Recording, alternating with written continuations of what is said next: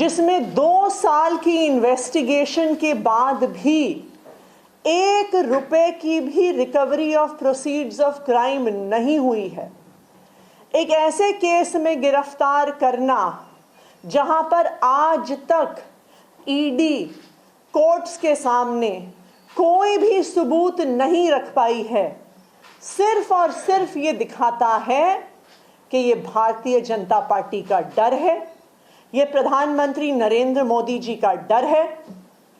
प्रधानमंत्री नरेंद्र मोदी जी को, भारतीय जनता पार्टी को ये लगता है कि अगर देश में कोई एक नेता है जो उन्हें चैलेंज कर सकता है तो उस नेता का नाम अरविंद केजरीवाल है। इसलिए भारतीय जनता पार्टी और प्रधानमंत्री नरेंद्र मोदी जी हर संभव कोशिश कर रहे हैं कि वो अरविंद केजरीवाल को कुचल दें, आम आदमी पार्टी को कुचल दें। तभी एक के बाद एक आम आदमी पार्टी के एक एक नेता को गिरफ्तार किया जा रहा है। आज आम आदमी पार्टी के number 1, number 2, number 3, number 4, number 5 के सारे नेताओं को झूठे आरोपों पर भारतीय जनता पार्टी शासित केंद्र सरकार और उनके पॉलिटिकल हथियार इन्फोर्समेंट डायरेक्टोरेट ने गिरफ्तार कर लिया है। लेकिन मैं भारतीय जनता पार्टी को यह बताना चाहती हूं कि अरविंद केजरीवाल सिर्फ एक मुख्यमंत्री नहीं है, अरविंद केजरीवाल सिर्फ एक नेता नहीं है, अरविंद केजरीवाल एक विचार है, अरविंद केजरीवाल एक प्रेरणा है। अरविंद केजरीवाल वो आदमी है जो अपनी आईआरएस की नौकरी छोड़कर, इनकम टैक्स की नौकरी छोड़कर दिल्ली की सड़कों पर उतरा था इस देश के लोकतंत्र को बचाने के लिए, इस देश के संविधान को बचाने के लिए। और आज अगर आपने चुनाव से जस्ट पहले अरविंद केजरीवाल को गिरफ्तार किया है, उनको कैंपेन में जाने से रोकने के लिए गिरफ्तार किया है, तो मैं भारतीय जनता पार्टी को बता दूं कि आप एक अरविंद केजरीवाल को गिरफ्तार कर सकते हैं, लेकिन हजारों अरविंद केजरीवाल दिल्ली की सड़कों पे और देश की सड़कों पे उतरेंगे इस देश के लोकतंत्र को बचाने के लिए। आज भारतीय जनता पार्टी ने लोकतंत्र को खत्म करने का कोई प्रयास नहीं छोड़ा। हम देख रहे हैं कि किस तरह से एक के बाद एक सभी विपक्षी दलों पे और सभी विपक्षी नेताओं पे हमले हो रहे हैं।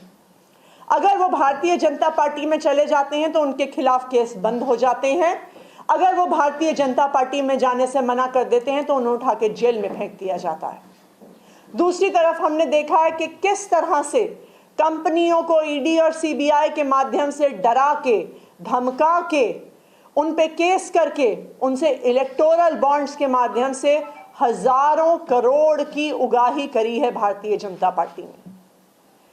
एक तरफ हेमंत सोरेन की गिरफ्तारी होती है, दूसरी तरफ कांग्रेस पार्टी का बैंक अकाउंट फ्रीज होता है।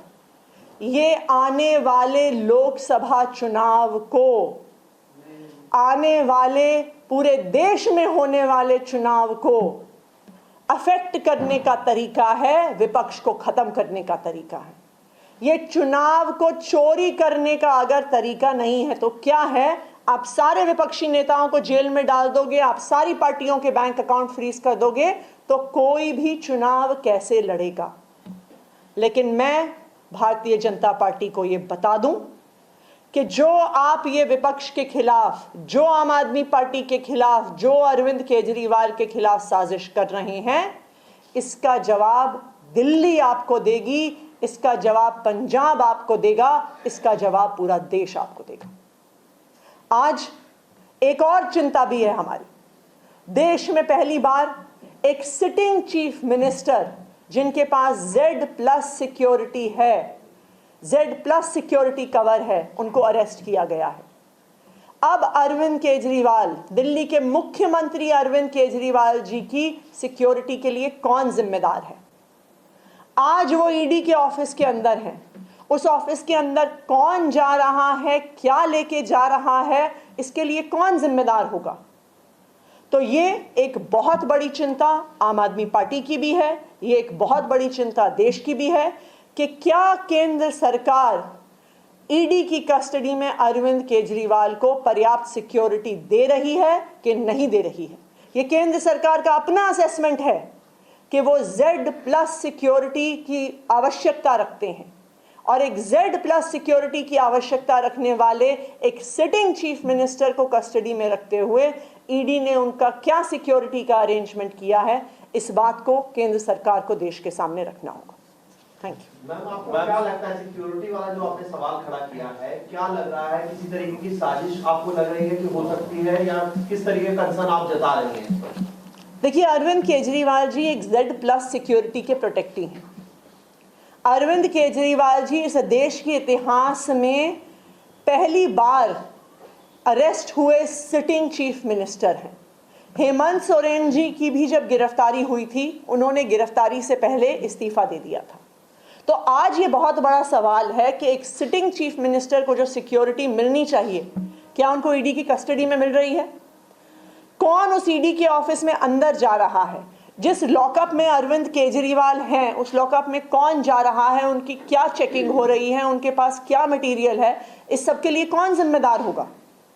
एक कारण है कि एक सिटिंग चीफ मिनिस्टर को, एक संवैधानिक पद पे बैठे हुए व्यक्ति को Z+ सिक्योरिटी दी जाती है, क्योंकि उनके लिए कहीं से भी बड़े सिक्योरिटी के खतरे हो सकते हैं। लेकिन आज जब एक सिटिंग चीफ मिनिस्टर को ईडी की कस्टडी में ले लिया जाता है, तो उनकी सेफ्टी और सिक्योरिटी के लिए कौन जिम्मेदार है, इसका जवाब केंद्र सरकार को देना होगा। सुप्रीम कोर्ट में भी इस पूरे मामले में सुनवाई, वहां से कितनी उम्मीद है आप लोगों को? देखिए, हम सुप्रीम कोर्ट से ये उम्मीद करते हैं कि सुप्रीम कोर्ट जिसने बार बार कहा है कि लोकतंत्र की हत्या नहीं होनी चाहिए, आज वो सुप्रीम कोर्ट ना सिर्फ आम आदमी पार्टी को, ना सिर्फ अरविंद केजरीवाल को, बल्कि इस देश के लोकतंत्र को भी न्याय देगा।